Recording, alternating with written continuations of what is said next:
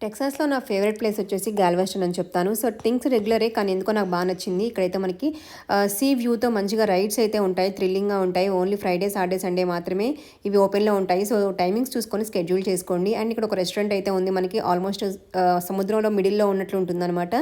కింద అయితే ఫిషింగ్ చేస్తారు. సో, ఆ వ్యూ కోసం వెళ్ళాలంటే మనం కొంచెం మనీ అయితే పే చేయాల్సి ఉంటుంది. సో, ఇక్కడైతే మనకి వీకెండ్ ఈవినింగ్ మనకి స్నాక్స్ అండ్ డ్రింక్స్ తీసుకుంటా ఉంటే మంచి చల్లగాలి వస్తూ ఉంటుంది. చాలా బాగుంటుంది. అండ్ ఇక్కడ కొన్ని షాపింగ్స్ కూడా ఉంటాయి. రీజనబుల్ ఉంటాయి. ట్రై చేయొచ్చు కొంచెం గుర్తుగా.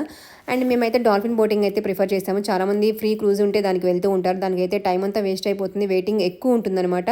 సో, దానివల్ల ఇది ట్రై చేయండి. వీళ్ళు మనకి ఆ చుట్టూ బోర్డర్లో ఉన్న హిస్టరీ మొత్తం ఎక్స్ప్లెయిన్ చేస్తారు. టికెట్ $25 అలా ఉంటుందనుకుంటా. సో, దాని తర్వాత హెలికాప్టర్ రైడ్ కూడా ట్రై చేయండి. ఇది ఒక $100 ఉంటుంది. బట్ ఇదొక డిఫరెంట్ ఎక్స్పీరియన్స్ అనమాట. బాగుంటుంది. మేమైతే 3 డేస్ ట్రిప్ ప్లాన్ చేసుకున్నాం అనమాట. సో, మేము ఎక్కువ టైం బీచ్‌లో టైం స్పెండ్ చేశాము. సో, ఇక్కడ నుంచి మేము 1 అవర్ జర్నీతో హ్యూస్టన్ వెళ్ళాము. నాసాకైతే